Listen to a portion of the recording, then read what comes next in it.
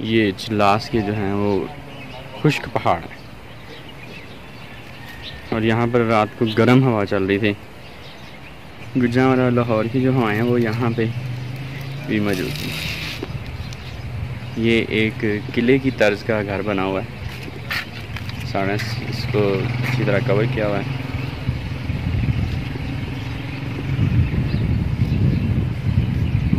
Scenery तो बहुत beautiful है, लेकिन यहाँ का मौसम जो है ना वो काफ़ी गर्म है। लेकिन अगर आपको नारायण खगान में होटल्स वगैरह नहीं मिलते और सीज़न में काफ़ी कॉस्टली हो जाते हैं, तो बेहतर यही है कि यहाँ पे आ जाया जाए और किसी अच्छे से होटल में यहाँ पे स्टे किया जाए नाइट और फिर आगे चला जाए। तो ये काफ़ी अच्छा बना हुआ है, लेकिन कुछ इसके फ्लोर जो हैं वो विद एसी हैं और कुछ विदाउट एसीज़ हैं। तो अभी जो है वो हम चलते हैं बाहर और अपना नेक्स्ट सफ़र की तरफ, और साथ साथ आपको बताते चलेंगे कि कल का जो दिन है वो हमारा कैसा गुजरा था और मैं क्या सजेस्ट करता हूँ इस हवाले से। रिव्यू दे दूँ। कल का दिन थोड़ा सा सख्त था और इस हवाले से क्योंकि हमें जो 2 जगह पर खसूसन नारायण में और उससे पीछे बालाकोट में ट्रैफिक बहुत ज़्यादा मिली और उसकी बुनियादी वजह यहाँ पर पेट्रोल की किल्लत थी। ईद के दिनों में चूँकि सप्लाई चेन में प्रॉब्लम थी, सही तरह से पेट्रोल यहाँ सप्लाई नहीं हो सका और उसकी वजह से पेट्रोल पंप पर बहुत लंबी लंबी लाइनें लगी हुई थी और उन लाइनों की वजह से जो है वो बाकी जो नॉर्मल ट्रैफिक है उसका फ्लो जो है रुक गया। तो अल्हम्दुलिल्लाह हमारे पास तो फ्यूल था गाड़ी में, लेकिन जिनके पास फ्यूल नहीं था और वो रश की वजह से, जिनके पास थोड़ा बहुत था भी वो इतना रश था उसकी वजह से और लोगों में पैनिक क्रिएट कर दिया गया कि जी फ्यूल नहीं मिल रहा। हम जहाँ पे भी कहीं पे भी थोड़ी देर रुकते थे तो वहाँ पे जो नारायण की साइड से आने वाले लोग थे वो यही कह रहे थे कि जी फ्यूल नहीं मिल रहा, आगे आपको पेट्रोल नहीं मिलेगा। ये वो लोग पैनिक में आ गए और कुछ लोग हमारे सामने की गाड़ियाँ वापस रिवर्स करने लगे कि जी हम टैंक फ्यूल फुल करके जो है ना वो फिर वापस आते हैं।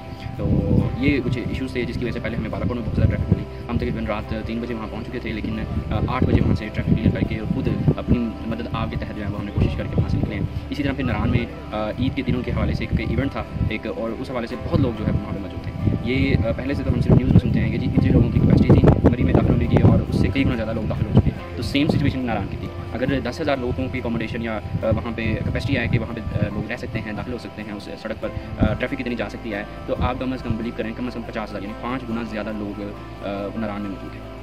होटल्स की बुकिंग बिल्कुल ख़त्म थी, कोई बुकिंग कोई भी नहीं कर रहा था क्योंकि वो मुकम्मल फुल थे। फैमिलीज़ थी ज़्यादातर जो है ना वो इस एरिया में ईद की वजह से फैमिलीज़ का मैंने देखा रुझान ज़्यादा था। पहले ये मरी वगैरह होता था, लेकिन चूँकि अब ये रास्ते कुछ बेहतर है तो अब नारायण जो है लोग ज़्यादातर सैर के लिए जाते हैं। इसी तरह से नारायण का जो रास्ता है वो कम अज़ कम ये 8-10 किलोमीटर का जो ट्रैक है वो बहुत ख़राब हो चुका है। ये डैम जो बन रहा है डैम की वजह से और उसके साथ कंस्ट्रक्शन वर्क जो है वो नारायण में बहुत ज़्यादा हो रहा है, जिसकी वजह से अभी मैं तो आपसे यही सजेस्ट करूँगा कि इस तरफ अभी ना आएँ, आप सवात वाली साइड पर जाएँ। उसी जो रोड्स हैं वो ज़्यादा इसकी निस्बत ज़्यादा बेहतर है। फिर इसी तरह से हम आगे बाबूसर टॉप जैसे हमने नारायण क्रॉस किया तो काफ़ी हमें जो है वो रास्ता जो है क्लियर मिला। इसी तरह से जैसे हमने बाबूसर टॉप क्रॉस किया चिल्लास के रास्ते में जो है अभी काफ़ी लैंड स्लाइडिंग हुई थी और लेकिन सिर्फ एक गाड़ी गुजरने का रास्ता था, तो अल्हम्दुलिल्लाह हम जो है वो इजीली फिर क्रॉस चिल्लास तक हम पहुँच गए। तो रात तकरीबन 11 बजे 10:30 बजे पहुँचे और फिर उसके बाद खाना शाना खाया है। खाना खाने के बाद रेस्ट की है। अब अल्हम्दुलिल्लाह हमारा इरादा है कि चिल्लास से आगे सीधा जो कोशिश यही है कि स्कर्दू तक जितनी जल्दी हो सके पहुँचे, क्योंकि आगे जो जितने दिन हमने स्टे करना है तो हमारी कोशिश है कि ज़्यादा से ज़्यादा टाइम वहाँ पर स्कर्दू में जो अहम पॉइंट्स हैं उन पॉइंट्स को विजिट किया जाए। अगर अभी इवेंट में तो यही मशवरा दूँगा कि जो इवेंट्स हैं अहम दिन हैं इसमें आप नारायण खगान वाली साइड पर ना आएँ। इससे बेहतर है आप सवाल चले जाएँ, कश्मीर चले जाएँ। वो बनस्बत नारायण खगान के फिलहाल गाना है क्योंकि ये सीज़न होता है उनका, तो वो इनकी डिमांड बहुत ज़्यादा हाई होती है। तो फैमिली के साथ आना थोड़ा सा टफ हो जाता है, रोड्स में इश्यूज़ है और सबसे बड़ा जो इशू यहाँ पे आता है वो ट्रैफिक का, क्योंकि सड़क छोटी है और ट्रैफिक बहुत ज़्यादा होती है, बहुत ही ज़्यादा इवेंट होती है। अगर आप आना चाहते हैं तो किसी ऐसे थोड़े से टाइम पे आएँ, मई में आ जाएँ या फिर जैसे ही ये सीजन आउट होना शुरू होता है तब आप यहाँ पे आ सकते हैं और इन्जॉय कर सकते हैं।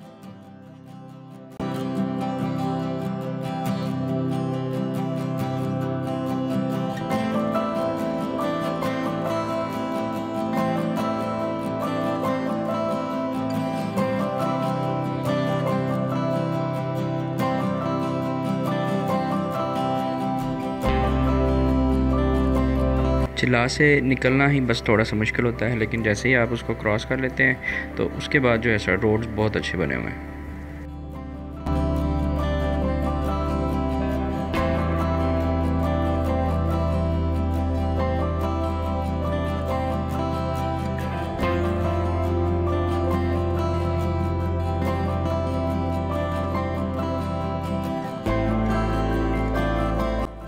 बल खाती हुई सड़कों से गुजरते हुए जो एक एहसास होता है वो बिल्कुल एक अलग सा होता है और आप इस रोड पर ड्राइविंग को एंजॉय करते हैं। हाँ, ये ज़रूर है कि अगर आप बाइक पे वगैरह पे हों, जिस तरह से वो वाइल्डलाइंस बाय अब्रार और दूसरे बाइक टूर करते हैं, तो उसमें भी अपना एक अलग ही मज़ा है। आप इस सीनरी को, मौसम को और इन ख़मदार सड़कों को ड्राइविंग करते हुए बहुत ज़्यादा एंजॉय करते हैं। उसमें जो सीनरी का एक्सपोजर है वो इंक्रीज़ हो जाता है, वो इन्हेंस हो जाता है। उसको हम उस खूबसूरती से एंजॉय कर पाते हैं जो एक बड़ी गाड़ी के अंदर बैठ के आप नहीं कर सकते। जब भी ग्रीनरी आती है ना, तो वो देख के दिल एकदम खुश हो जाता है, क्योंकि मुसलसल चिल्लास की गर्मी और खुश्क रोड, खुश्क पहाड़ देख देख के जो है ना वो थोड़ी सी बोरिंग सी होने लग जाती है। फाइनली हम जो है वो जगलोड़ पहुंच चुके हैं। हम सुबह होटल से नाश्ता किए बगैर ही वहाँ से चल पड़े थे, तो भूख अब जो है वो काफ़ी लग चुकी है। तो जगलोड़ पहुँचते हुए हमें इस नाश्ते का ही ज़्यादा इंतज़ार था। तो फाइनली हम पहुँच चुके हैं। अब जो सबसे पहला हमारा टारगेट है वो यही है कि जल्दी से जल्दी हम नाश्ता कर लें।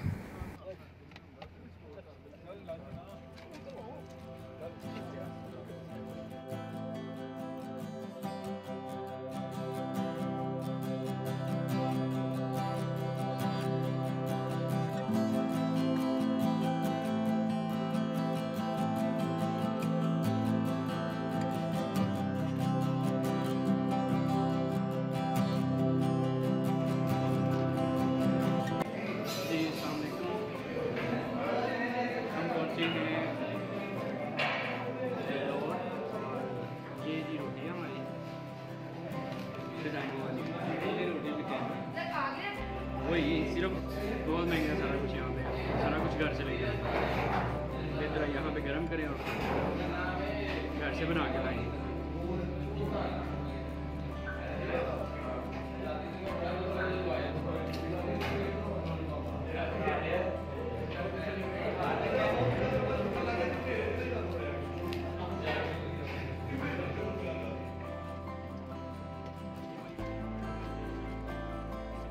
साफ सुथरी नहीं है ये, तो इसमें तो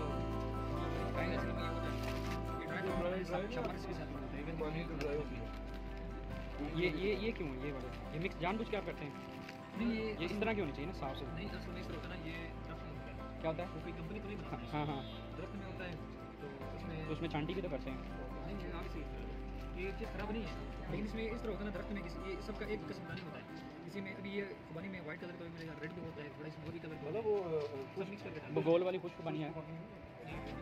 अच्छा, इसका क्या रेट है? ये पैकेट 450 का किलो का। तो ये सौंगी है मेवा, ये किलो का, आधा किलो। इसमें थोड़ी और क्लीन नहीं है, सारी साफ। नहीं सर, इसमें क्या है, हम ऐसा करते हैं ना, हम बनवा लेते हैं आधा किलो क्या डलवाना?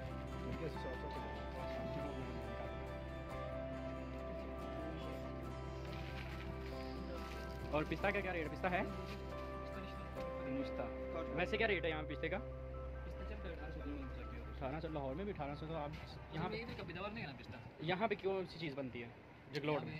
जगलोड़ में तो ये मतलब इससे आस-पास है। गिलगित बल्तिस्तान में हाँ, खुबानी बनती है, बादाम बनती है। बादाम का क्या रेट है? बादाम मुख्तलिफ 450 से लेकर 1200 मिलेगा आपको। 1200 रुपये किलो। 1200 वाला कौन सा है? और 4.5 वाला। ये 1200 वाला दिखाना जरा। गिरियाँ भी होती हैं इसके सिर्फ बादाम है? हाँ, गिरियाँ भी होती है, लेकिन ये तो बड़ी गिरी है आपके पास? गिरी नहीं। चलिए, यहाँ का लोकल है मतलब गिलगित का।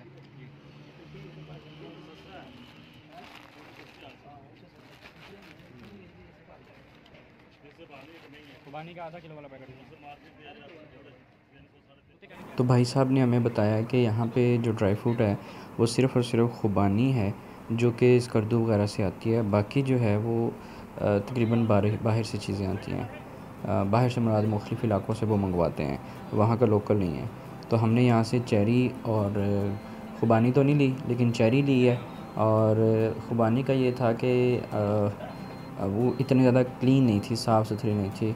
और उसके बारे में उसने बताया कि ये जो है वो जब इसकी सफाई वगैरह की जाती है उस वक्त जो है इसको साफ़ किया जाता है। बाज़ दफ़ा तो इसको ज़्यादा तेज़ाबी चीज़ से इसको वॉश किया जाता है ताकि ये प्यारी लगे और क्लीन लगे। तो इसमें भी हमें थोड़ी सी कन्फ्यूजन थी ये क्या चक्कर है, तो इसलिए फिर हमने फ़िलहाल खुबानी तो नहीं ली, लेकिन चेरी के पैकेट्स लिए हैं, तो वो इंशाल्लाह रास्ते में खाते चले जाएंगे और कुछ घर वालों के लिए भी लेके जाएंगे। अभी जो है वो हमने आगे निकलना है स्कर्गिल के लिए, तो हमने ज़्यादा देर इधर वेट नहीं किया और अपने नेक्स्ट जो सफ़र है उसके लिए हम निकल पड़े हैं।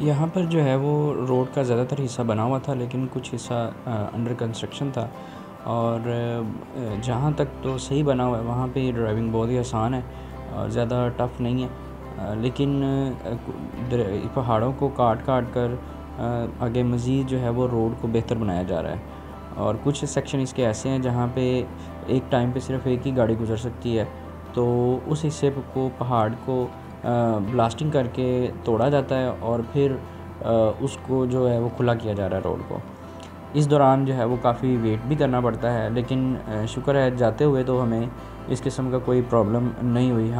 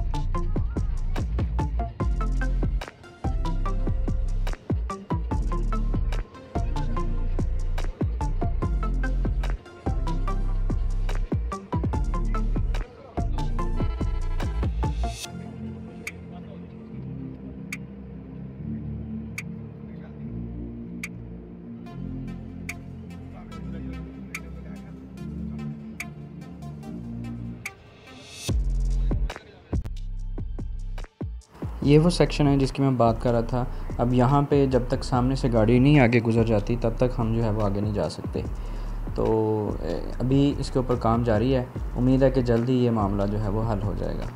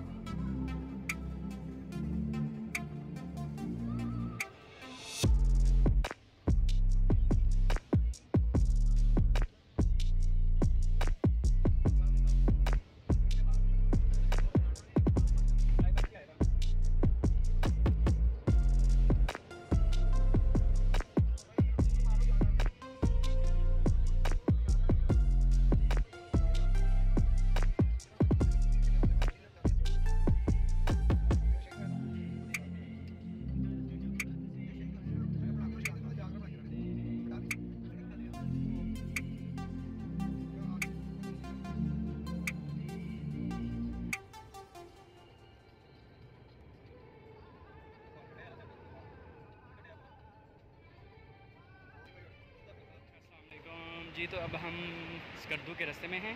तकरीबन 1 से 1.5 घंटे का फ़ासला है मज़ीद तो स्कर्दू पहुंचने का, और टाइम इस वक्त हो चुका है तकरीबन 5:30 का, और तकरीबन 1-1.5 घंटा मज़ीद लगेगा।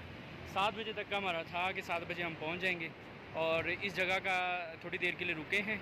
इस जगह का नाम है टुंगुस, और यहाँ हमने नमाज़ पढ़ी है और चाय शाय पी है।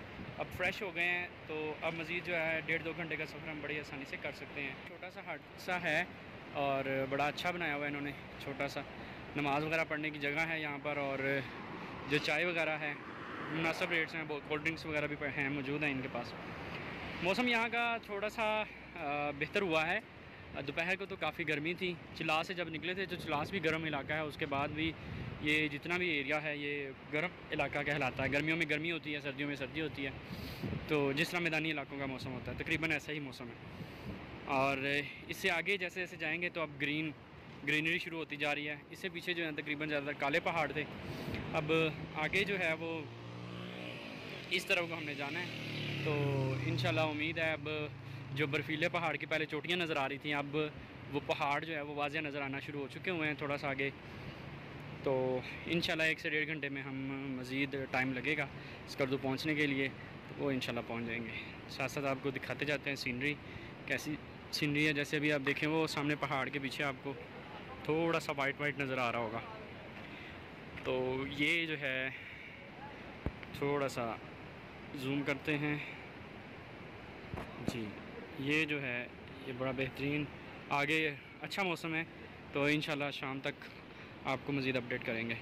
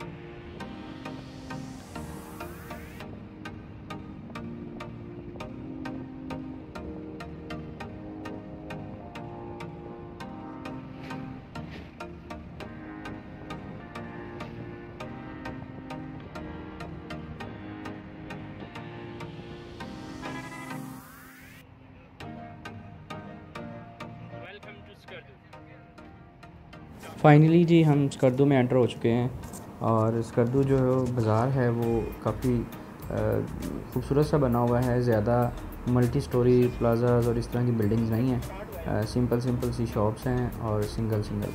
इसी तरह जो एयरपोर्ट है ये इसके साथ ही है। जैसे आप स्कर्दू मेन एंटर होते हैं तो लेफ़्ट साइड पे जो है वो एयरपोर्ट आता है और बाकी आगे सारा बाज़ार है। यहाँ पे अच्छे कॉलेजेस और स्कूल्स वगैरह की तादाद बहुत ज़्यादा है और बज़ाहिर जो है वो एजुकेशन के लिहाज से और बाकी स्पोर्ट्स एक्टिविटीज़ के लिहाज से स्कर्दू काफ़ी मशहूर है।